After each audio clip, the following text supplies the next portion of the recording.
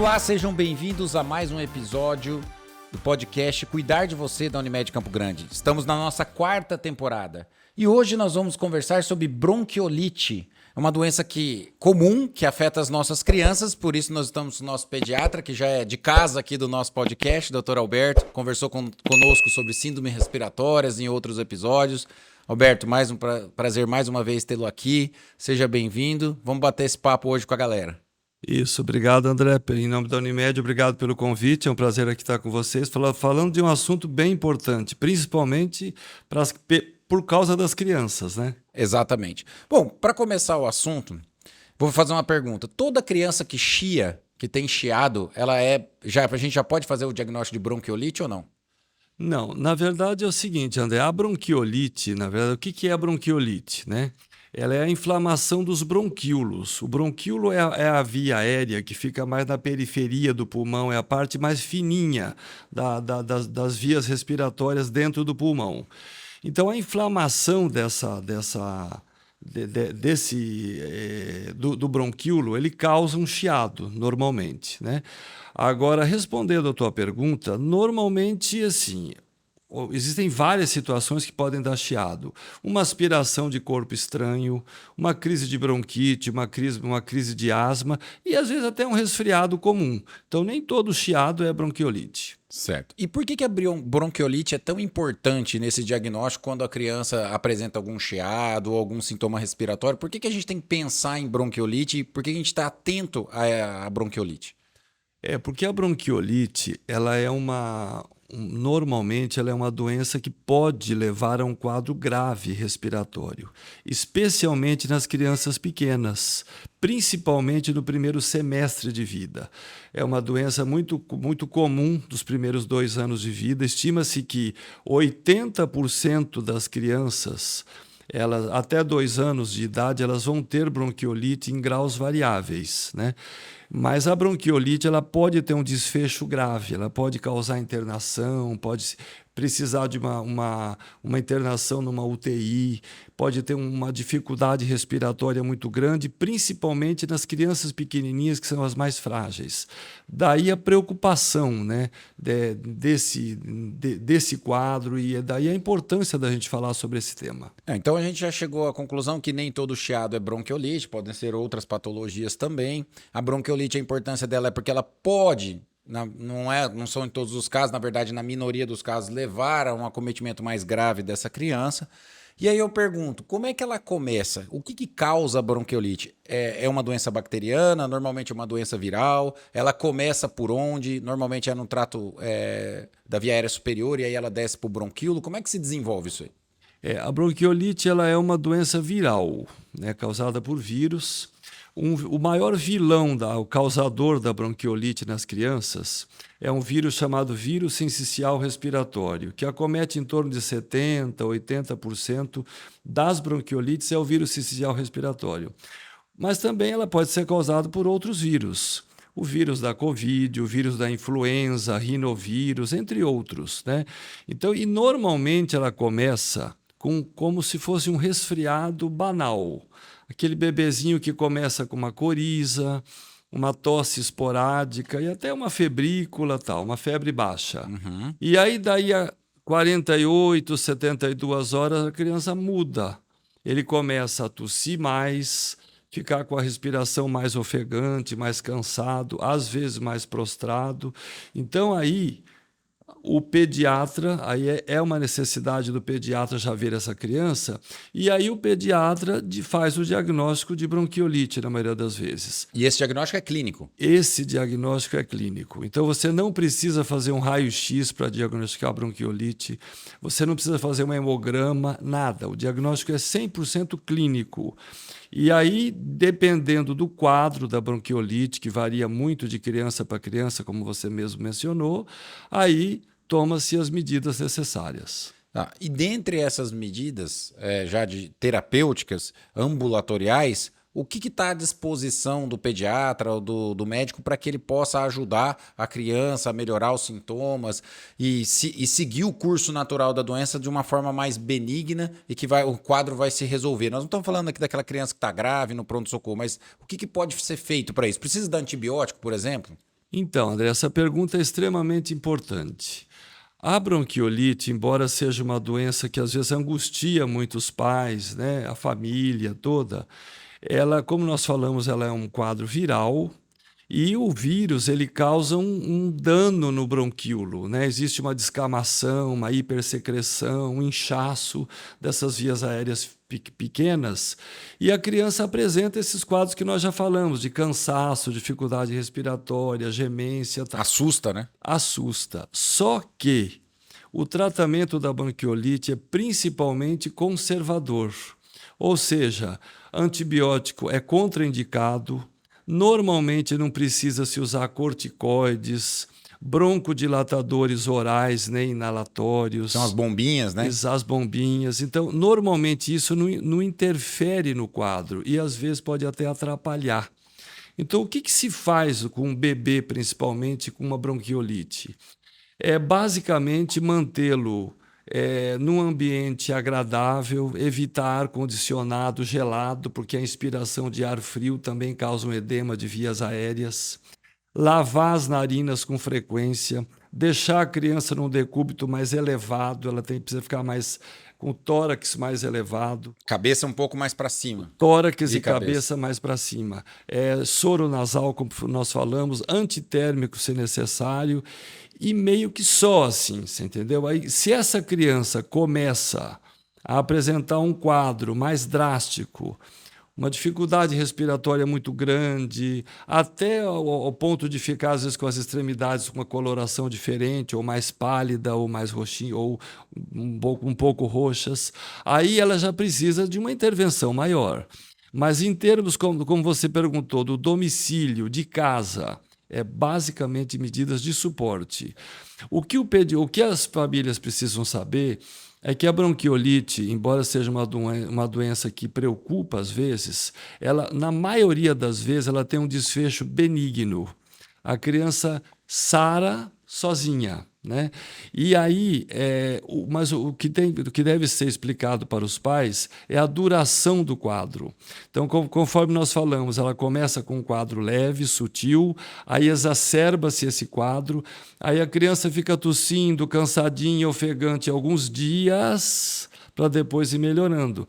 Então, o mais crítico são os primeiros 4 a 7 dias. Depois disso, existe um platô e uma melhora na sequência.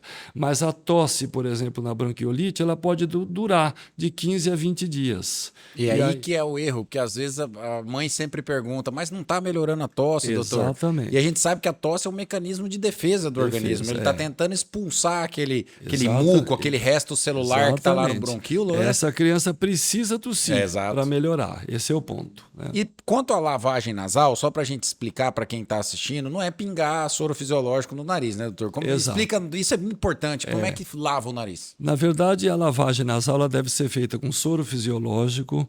De preferência, se você amornar um pouquinho esse soro antes, uma temperatura confortável, morninha, ele desedemacia melhor a narina, ele libera melhor a secreção.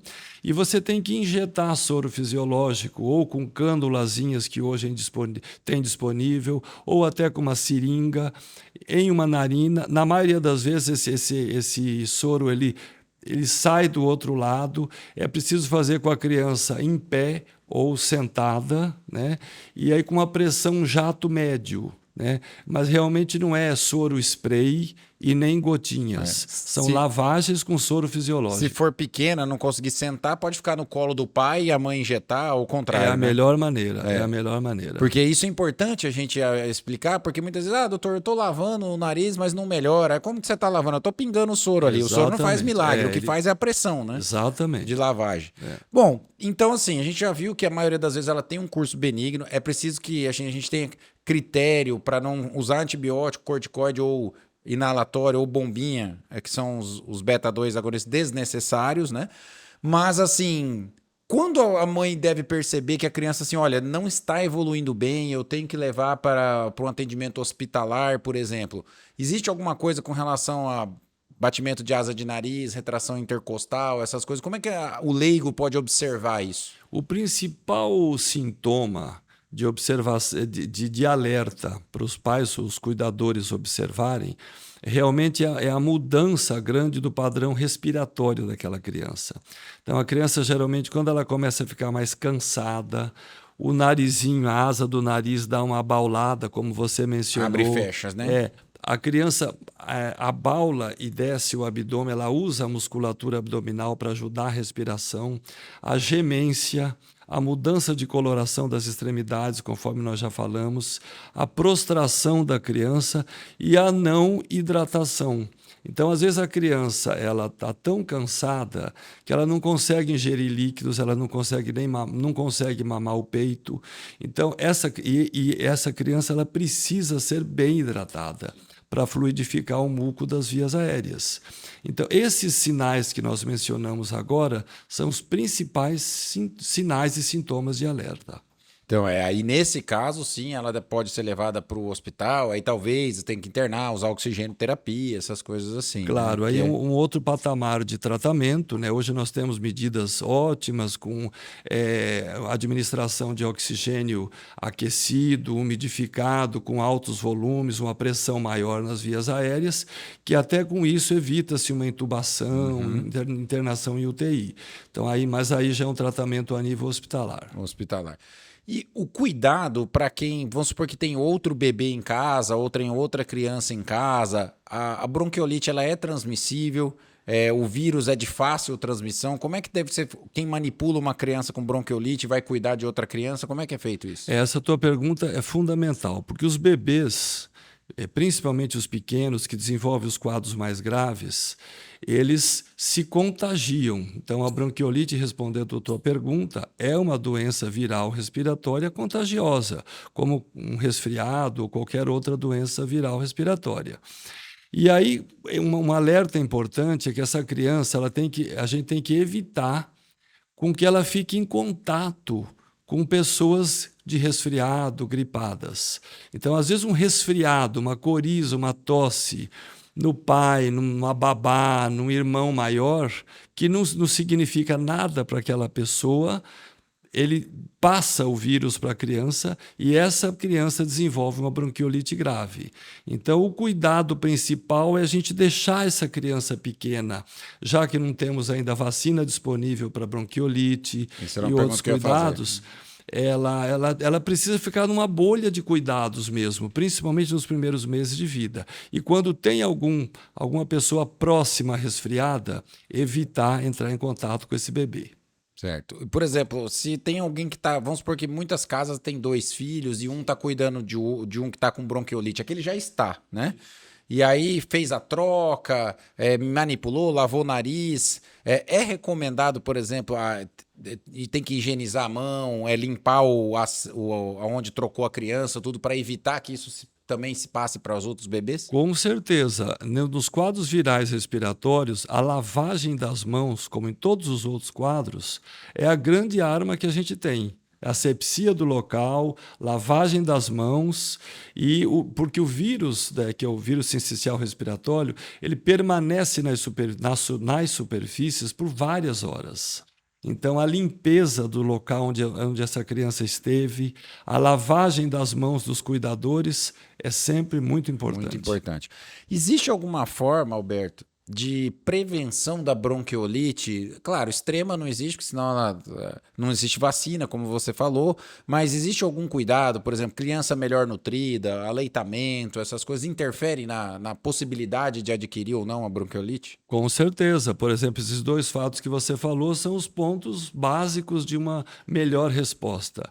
Então, a criança melhor nutrida, ela tem uma musculatura acessória melhor, tem um arcabouço torácico melhor, então ela consegue reagir melhor com a eliminação das secreções. A criança que mama no peito, ela está ingerindo anticorpos protetores da melhor qualidade. Então, com isso, são 2 fatores que realmente contribuem muito para a não evolução, às vezes, dramática de uma bronquiolite. De uma bronquiolite, correto. E uma das perguntas que mais são feitas, assim, é se, por exemplo, qual que é a diferença de uma bronquite, né, que é outro tipo de doença, com uma bronquiolite e a pneumonia, que isso confunde muito os pais, o tratamento é muito diferente, mas assim, em linhas gerais, qual que é a diferença entre elas? Então, na verdade, a bronquite e a bronquiolite, elas são meio co-irmãs, assim, né? Porque o bronquíolo é a continuação do brônquio. Então, bronquiolite é o bronquíolo inflamado, bronquite é o brônquio inflamado. No caso do brônquio, da bronquite, ele pode ser infeccioso, pode ser também alérgico, né? E normalmente é mais das crianças maiores. As crianças menores, existe uma tendência aos bronquíolos ficarem mais afetados. As pneumonias, que também normalmente são infecções respiratórias, podem ser virais ou bacterianas, principalmente, né? No caso das pneumonias virais, que é muito comum, que aliás é o mais comum, né? A criança pode cursar também, como nas bacterianas, com febre, com falta de ar, com dificuldade respiratória. Então, aí cada caso tem que ser analisado individualmente, porque nos quadros virais, você não usa antibiótico. E aí, principalmente na pneumonia, por exemplo, especialmente em todas as faixas etárias pediátricas, a hidratação é a melhor arma e a lavagem nasal, né? Voltando, André, um pouquinho da prevenção, hoje existem já vacinas em fases bem avançadas de estudo, né? Principalmente os laboratórios Pfizer e GSK, e essas vacinas elas serão aplicadas nas gestantes. Olha só. As vacinas para a bronquiolite, elas não serão aplicadas nos bebês, e sim nas gestantes. Porque aí, pela passagem dos anticorpos transplacentários, o bebê ficará protegido. E a vacina é para o vírus? A vacina é especificamente para o vírus sincicial respiratório, que é o principal causador. Então você pega o agente etiológico mais comum, que é esse que é o VSR, o vírus sincicial respiratório, imuniza, na verdade, induz uma imunização na mãe, e esses anticorpos via placentária já passam para o bebê, ou seja, o bebê nasce protegido. Exatamente. E tem lógica, porque quanto mais prematura é a criança, né, maior a chance dela ter bronquiolite. Exatamente. Então, se ela já nasce com um anticorpo, né, diminui muito o risco, né? Porque às vezes essas crianças pegam essas infecções até ainda quando estão no hospital, né? Exatamente, esse é o raciocínio, né? E, por exemplo, falando de outras vacinas, a própria vacina da influenza, a vacina do Covid, ela só pode ser feita depois de 6 meses de idade. Então, até então, a criança não tem essa proteção viral. Daí a importância dessa criança receber um anticorpo de uma maneira passiva, transplacentário, né? Alberto, nós estamos chegando para o final do nosso bate-papo e eu queria que você, assim, reforçasse os principais pontos daquilo que a gente conversou ou comentasse alguma coisa que você queira, um recado que a gente deu. Eu acho que, assim, uma coisa muito importante que ficou na mensagem é que a doença, ela, na maioria das vezes, ela vai ser autolimitada, mas ela precisa de um cuidado, né, dos pais e de uma eficiência de observação, principalmente dessa criança, porque ela tem um potencial mesmo que seja nos menores casos de gravidade. E que uma mensagem muito importante, que os pacientes eles têm a preocupação sempre de, no primeiro quadro febril, tomar antibiótico, né? E isso, às vezes, como você disse, atrapalha, mascara alguns casos, né? Que a gente chama, transforma, dificulta depois o diagnóstico, a tomada dos antibióticos. Falando, por exemplo, dos antibióticos, além de mascarar, de dificultar, ele atrapalha muito, porque ele quando ele é usado de maneira desnecessária, ele até fragiliza a criança do ponto de vista imunológico. E aí corre o risco da infecção viral ela tomar uma magnitude maior, né? E um recado importante, além desses cuidados que a gente comentou com as crianças pequenas, que elas devem ficar bem cuidadas dentro de casa, sem muita exposição, evitando que pessoas resfriadas, gripadas entrem em contato com essa criança. Lembrar que a bronquiolite, na maioria das vezes, ela tem um desfecho bem benigno, na maioria das vezes ela é transitória, só 1 a 3% dos casos que precisa se internar essa criança. Então, esse é o lembrete mais importante. Os pais devem lembrar que é um quadro que preocupa, mas que na grande maioria das vezes ele é autolimitado e é transitório.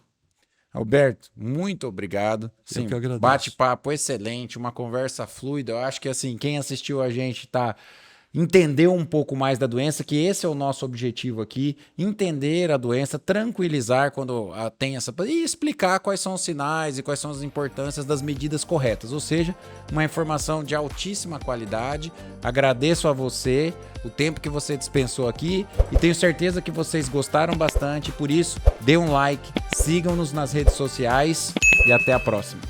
Obrigado.